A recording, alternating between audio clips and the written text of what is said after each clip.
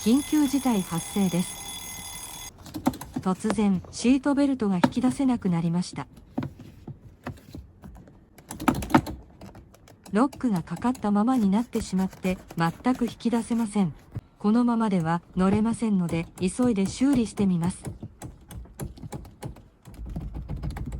何度繰り返してもロック解除されることはないため、シートベルト巻き取り装置を調べることにします。センターピラーのカバーを外すために下側の樹脂パネルを取り外します。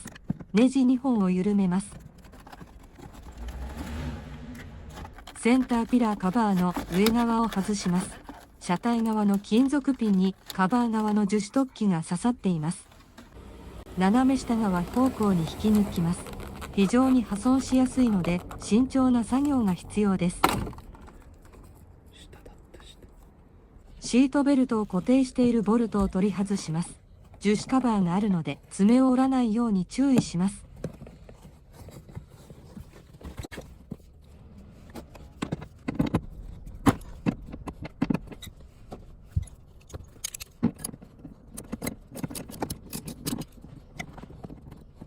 センターピラーカバーを取り除きます。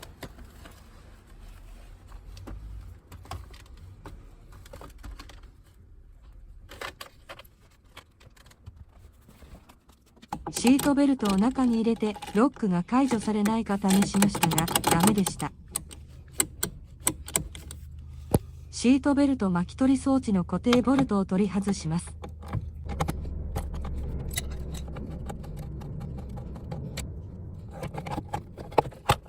シートベルト強制巻き取り火薬の配線を取り外します。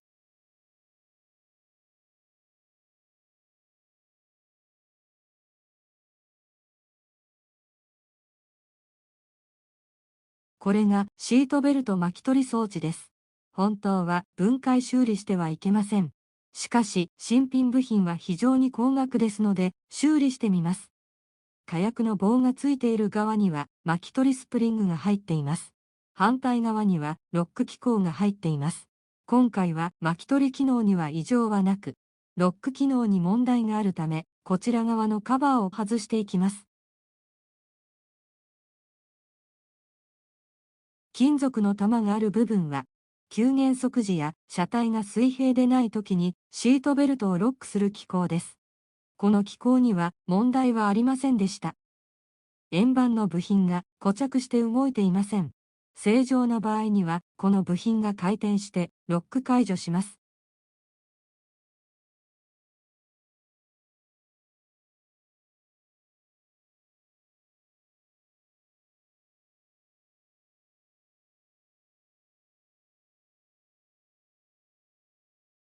円盤を動かしていると、半時計回りに円盤が回りました。ロックが解除された瞬間です。ベルトが緩むようになりました。ドライバーで刺している丸い部品がロック部品の突起です。この突起が外周位置にあるときはロック状態です。ゼンマイの力で内側に突起をスライドさせてロック解除になります。円盤の部品と軸の滑りが悪く、ゼンマイの力でロック解除できなくなっていました。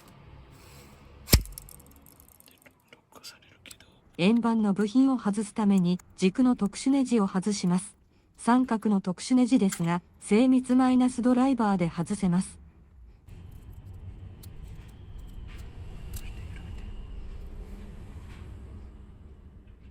円盤状の部品を外します。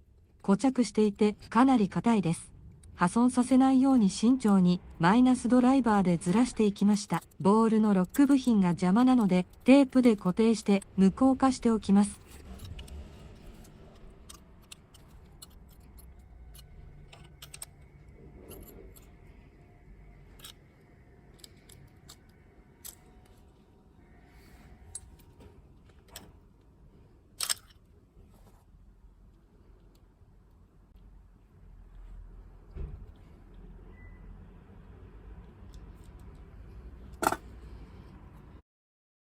ロック部品の動きがよくわかります。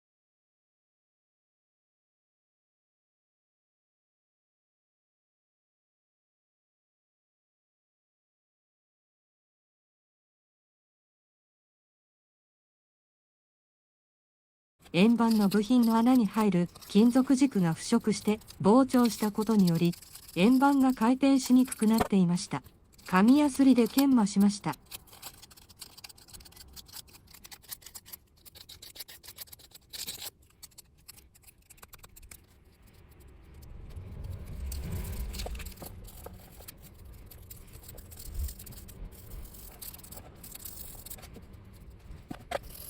円盤の部品が割れて変形していました。接触面が歪んでいたので研磨して平らにしました。穴の部分が腐食した軸によりガサガサになっていたので研磨しました。スムーズに円盤が動くようになりました。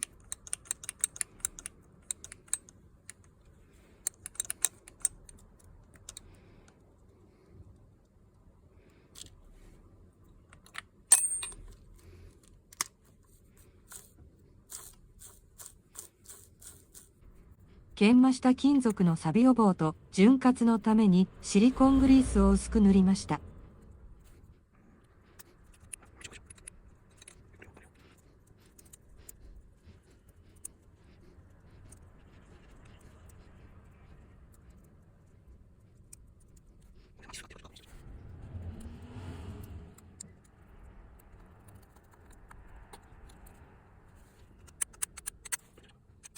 スムーズにロック解除機構が動作するようになりました。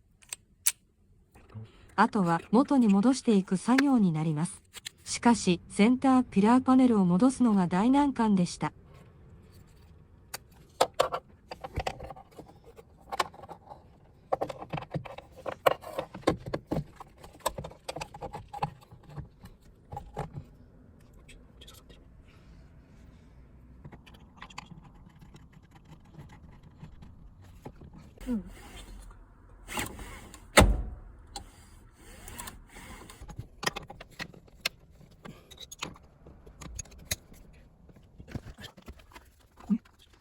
このすぐに破損してしまいそうなプラスチックの突起に、車体側の頑丈そうな金属クリップを差し込みます。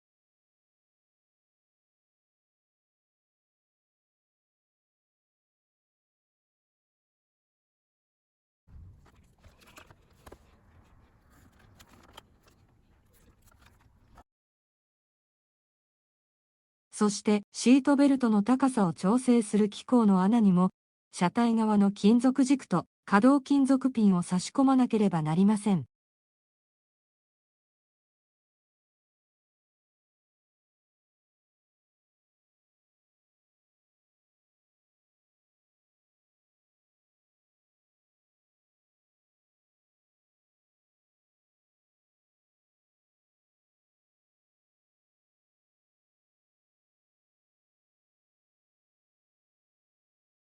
センターピラーカバーの取り付けが一番時間がかかりました。とにかく破損させないように慎重に力を入れずに作業しました。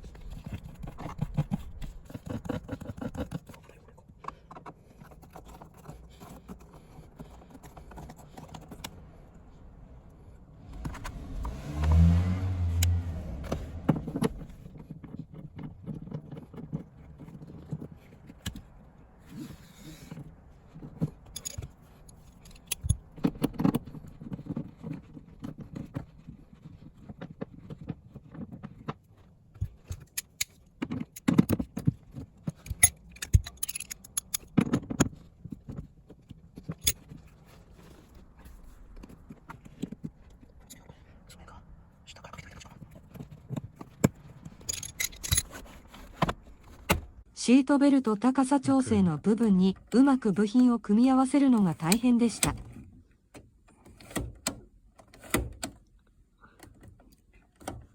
シートベルトの修理も無事できてよかったです。